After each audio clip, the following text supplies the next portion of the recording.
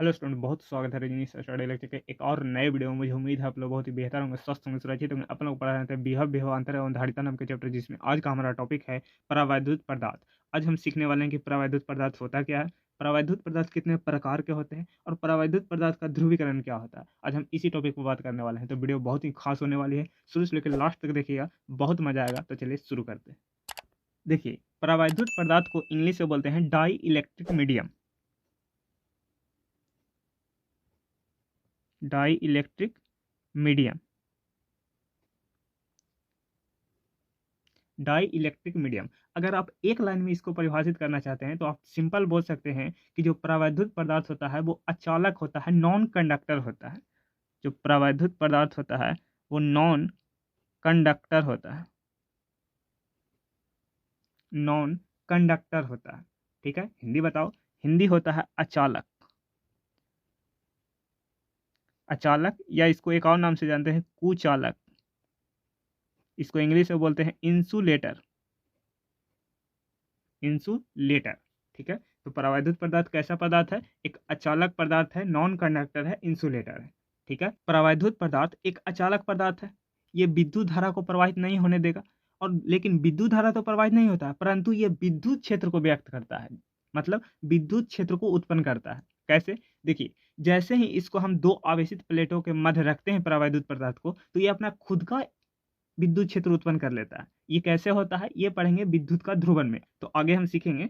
अभी सिर्फ इतना याद रखिए कि ये करंट नहीं बहने देता है, परंतु ये विद्युत क्षेत्र को, प्रभाव को व्यक्त करता है, विद्युत क्षेत्र को उत्पन्न करता है। ठीक है, आप लिख भी सकते हैं कि परावैद्युत पदार्थ एक अचालक पदार्थ है, जिससे तो विद्युत धारा प्रवाहित नहीं होती है, परंतु ये विद्युत क्षेत्र को प्रदर्शित करता है, विद्युत क्षेत्र को उत्पन्न करता है। ठीक है, परावैद्युत पदार्थ दो प्रकार के होते हैं। परावैद्युत पदार्थ दो प्रकार के होते हैं। एक तो होता है ध्रुवीय परावैद्युत, ध्रुवीय परावैद्युत, और एक होता है अध्रुवीय परावैद्युत, अध्रुवीय परावैद्युत।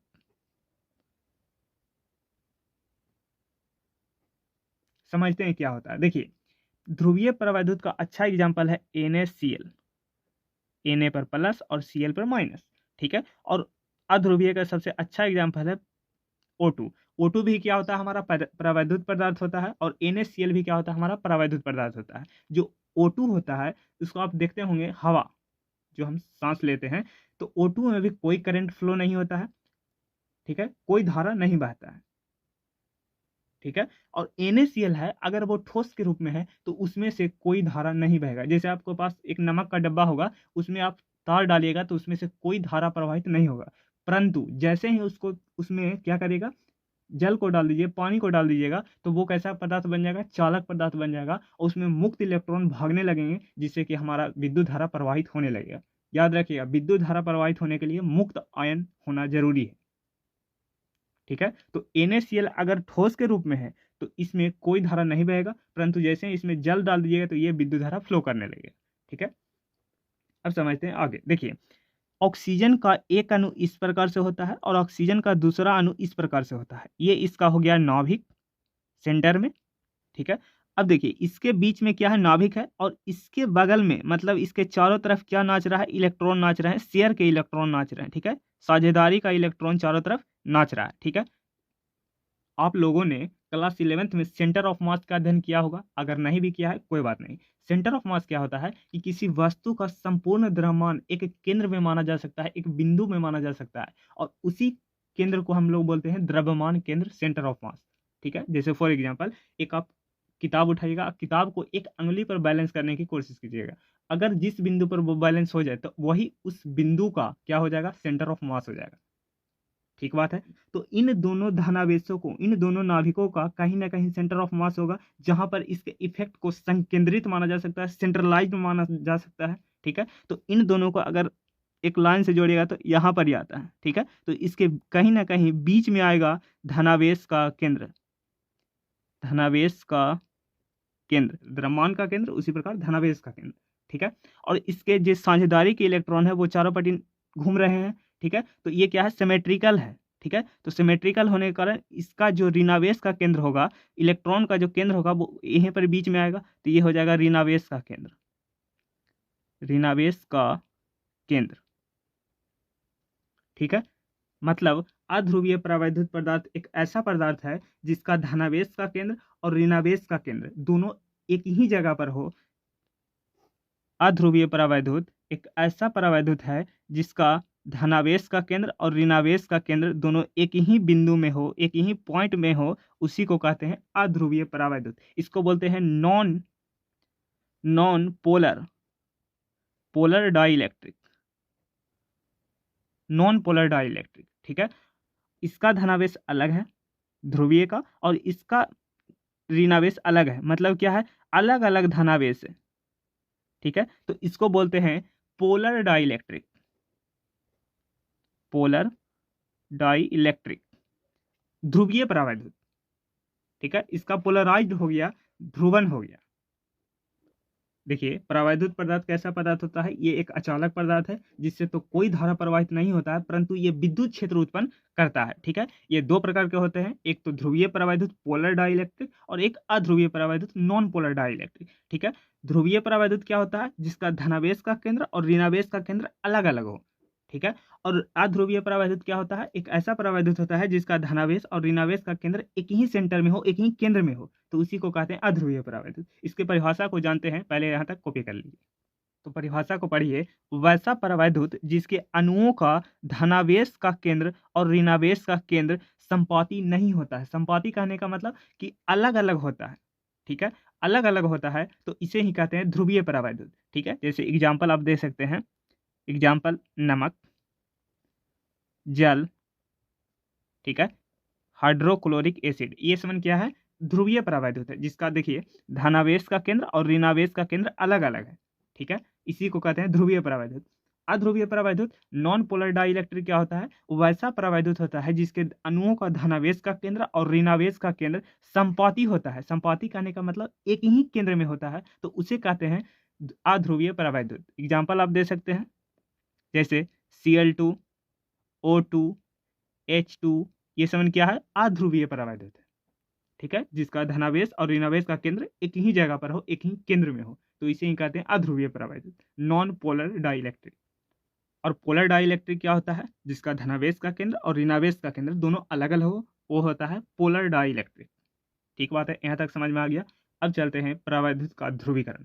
तो अगला टॉपिक आ रहा है परावैद्युत का ध्रुवीकरण। देखिए, तो परावैद्युत का ध्रुवीकरण कहता है जब किसी परावैद्युत को बाह्य विद्युत क्षेत्र में रखने पर यदि उसके धनावेश व ऋणावेश का केंद्र विस्थापित हो जाता है, मतलब अलग अलग हो जाता है, तो उसे ही कहते हैं परावैद्युत का ध्रुवीकरण, ठीक है।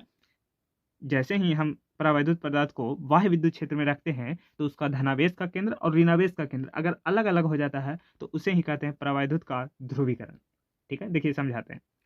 जैसे मान लीजिए कोई भी हमारा एक परावैद्युत पदार्थ है इस प्रकार से, ठीक है। इसमें मान लीजिए हम उठा लिए अध्रुवीय परावैद्युत, ठीक है। तो अध्रुवीय में क्या होता है कि धनावेश का केंद्र और ऋणावेश का केंद्र एक ही बिंदु में होता है, एक ही केंद्र पर होता है, ठीक है, इस प्रकार से।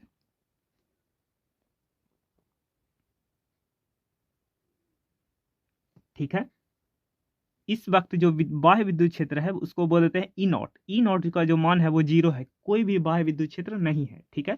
देखिए बाह्य विद्युत क्षेत्र 0 है, ठीक है। तो बाह्य विद्युत क्षेत्र कितना है हमारा, 0 है, कोई विद्युत क्षेत्र नहीं है, ठीक है। और हमारा जो इलेक्ट्रिक डाइपोल मोमेंट है ईपी, वो भी 0 होगा। क्यों 0 होगा, क्योंकि अध्रुवीय परावैद्युत का ये होता है कि उसका धनावेश और ऋणावेश का केंद्र एक ही केंद्र में होता है, मतलब एक ही बिंदु पर मान सकते हैं, एक ही केंद्र में होता है, ठीक है। तो वहां पर इलेक्ट्रिक डाइपोल 0 होता है, ठीक है। परंतु जब हम इसको जैसे ही क्या करते हैं, इलेक्ट्रिक फील्ड में लेकर जाते हैं, इलेक्ट्रिक फील्ड, देखिए हमने क्या कर दिया, एक आवेशित प्लेट ले लिया, एक पर धनावेशित प्लेट और एक पर ऋणावेशित प्लेट। आपको याद आना चाहिए ये क्या है, एक संधारित्र है, ठीक है। हाँ, तो इसमें जैसे ही हम इस प्लेट को रख दिए, परावैद्युत प्लेट को, परावैद्युत पदार्थ को जैसे ही हम इसमें रखें, तो देखिए बाह्य विद्युत क्षेत्र की दिशा किस तरफ से है, प्लस से माइनस की तरफ, तो इस तरफ होगा बाह्य विद्युत क्षेत्र की दिशा ई नॉट की, ठीक है। और जैसे ही हम इसको विद्युत क्षेत्र में लेके आए तो क्या होगा, देखिए प्लस क्या करता है कि निगेटिव को अपनी तरफ बुलाता है और प्लस को धक्का देता है, ठीक है। और निगेटिव क्या करता है कि अपने तरफ पॉजिटिव आवेश को बुलाता है, धनात्मक आवेश को बुलाता है, और निगेटिव आवेश को क्या करता है, धक्का देता है। आप जानते हैं कि समान आवेश में प्रतिकर्षण और विपरीत आवेश में क्या होता है, आकर्षण होता है। तो इसको क्या करेगा कि इसके जो माइनस है वो इस तरफ बुला लेगा और जो पॉजिटिव है उसको इस तरफ भेज देगा, मतलब इस प्रकार से वो क्या हो जाएंगे, विस्थापित हो जाएंगे, ठीक है।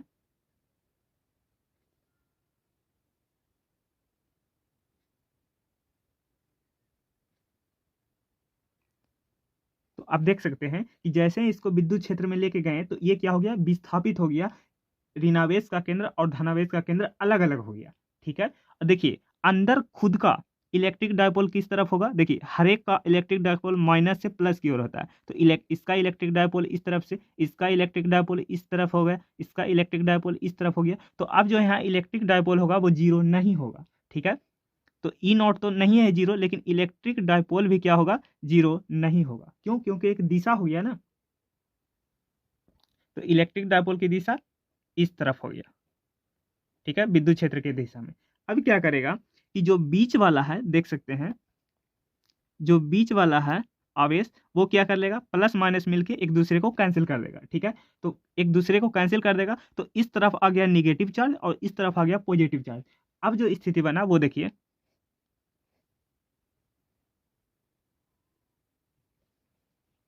देखिए इस तरफ आ गया पॉजिटिव चार्ज, इस तरफ तो है ही, दो आवेशित प्लेट है, और बीच में हमारा क्या रखा हुआ है, परावैद्युत पदार्थ, ठीक है।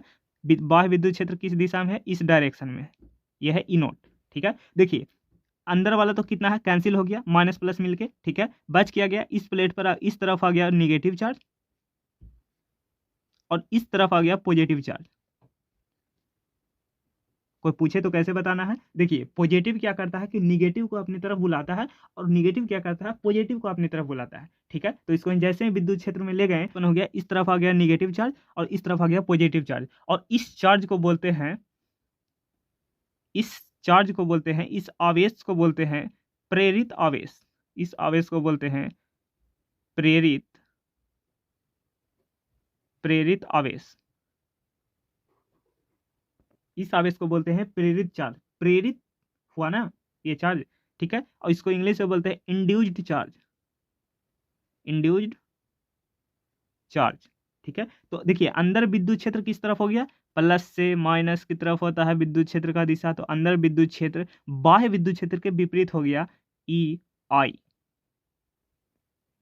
ठीक है। अंदर विद्युत क्षेत्र को किससे दर्शा दिया, ई आई से। इंड्यूज के कारण विद्युत क्षेत्र पैदा हुआ, इंड्यूज आवेश के कारण विद्युत क्षेत्र पैदा हुआ। तो देखिए ये क्या कर लिया, अपना खुद का विद्युत क्षेत्र पैदा कर लिया, ठीक है। तो इसीलिए स्टार्टिंग में बोल रहे थे कि ये एक अचालक पदार्थ है, विद्युत धारा तो प्रवाहित नहीं होता है, परंतु ये क्या करता है कि विद्युत क्षेत्र उत्पन्न करता है, विद्युत क्षेत्र को व्यक्त करता है, ठीक है।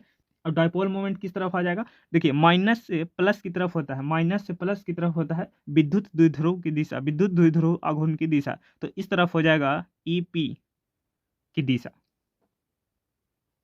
ठीक है। अगर यहाँ पर ई नेट निकालें, टोटल विद्युत क्षेत्र निकालें, तो कितना हो जाएगा, बाह्य विद्युत क्षेत्र में से माइनस हो जाएगा अंदर का विद्युत क्षेत्र, ठीक है। इस फॉर्मूला को आप याद रखिएगा, कल की क्लास में ये हम बहुत काम में लेंगे जब हम पढ़ेंगे संधारित्र में परावैद्युत, ठीक है। इसको स्क्रीनशॉट लीजिए, 1 मिनट के अंदर रिवाइज करवाते हैं। देखिए परावैद्युत या डाई इलेक्ट्रिक क्या होता है, डाई इलेक्ट्रिक क्या होता है, अचालक पदार्थ होता है, नॉन कंडक्टर होता है। ये कितने प्रकार के होते हैं, 2 प्रकार के होते हैं, एक तो पोलर डाई इलेक्ट्रिक, एक होता है non polar dielectric. Non polar dielectric क्या होता है, जिसका धनावेश और ऋणावेश का केंद्र एक ही बिंदु पर हो, एक ही केंद्र में हो, तो इसको कहते हैं अध्रुवीय परावैद्युत। और ध्रुवीय परावैद्युत क्या होता है, जिसका धनावेश का केंद्र और ऋणावेश का केंद्र अलग अलग होता है, इसको कहते हैं ध्रुवीय परावैद्युत, ठीक है। हमने एग्जाम्पल देख लिया, NaCl है ध्रुवीय परावैद्युत और Cl2 है अध्रुवीय परावैद्युत, ठीक है। फिर हमने देखा परावैद्युत का ध्रुवीकरण। परावैद्युत का ध्रुवीकरण क्या कहता है कि जब किसी परावैद्युत को बाह्य विद्युत क्षेत्र में रखा जाता है तो इसका धनावेश और ऋणावेश का केंद्र क्या हो जाता है, विस्थापित हो जाता है, अलग अलग हो जाता है। तो हमने देखा पहले एक परावैद्युत पदार्थ लिए जिसका कोई बाह्य विद्युत क्षेत्र नहीं था, जिस पर बाह्य विद्युत क्षेत्र 0 था, ठीक है। चूंकि ये अध्रुवीय परावैद्युत लिए हैं तो इसका इलेक्ट्रिक डायपोल मोमेंट भी क्या हो जाएगा, जीरो। क्यों हो जाएगा जीरो, क्योंकि धनावेश और ऋणावेश का केंद्र एक ही केंद्र में है, कोई डायरेक्शन नहीं होता, तो इलेक्ट्रिक डायपोल मोमेंट क्या हो जाएगा, जीरो हो जाएगा। फिर क्या किए कि इसको दो आवेशित प्लेट को मध्य रख दिए। जैसे ही दो आवेशित प्लेट के मध्य रखें तो इस पर क्या हो गया, एक बाह्य विद्युत क्षेत्र लग गया। जैसे ही ये विद्युत क्षेत्र में आया तो पॉजिटिव क्या किया, निगेटिव को अपने तरफ बुलाया, और निगेटिव क्या किया, पॉजिटिव को अपने तरफ बुला लिया। ठीक है, तो इस प्रकार से अंदर एक विद्युत क्षेत्र उत्पन्न हो गया जिसे हम बोल दिए ई आई। ठीक है, और ई आई बोलते हैं, ये हो गया प्रेरित आवेश के कारण, इंड्यूस्ड चार्ज के कारण। ठीक है, तो यहाँ से हम टोटल विद्युत क्षेत्र निकालिए ई नोट माइनस ई आई। तो उम्मीद करता हूँ कि यहाँ तक आपको वीडियो समझ में आ गया होगा। अगर वीडियो पसंद आए तो वीडियो को लाइक, चैनल को सब्सक्राइब और शेयर जरूर कीजिएगा अपने दोस्तों के यहाँ, और बेल आइकन को प्रेस कर दीजिए ताकि डेली अपडेट आपको मिलता रहे। मिलते हैं एक और नए वीडियो में एक और नए टॉपिक के साथ। तब तक के लिए बाय बाय, टेक केयर, जय हिंद।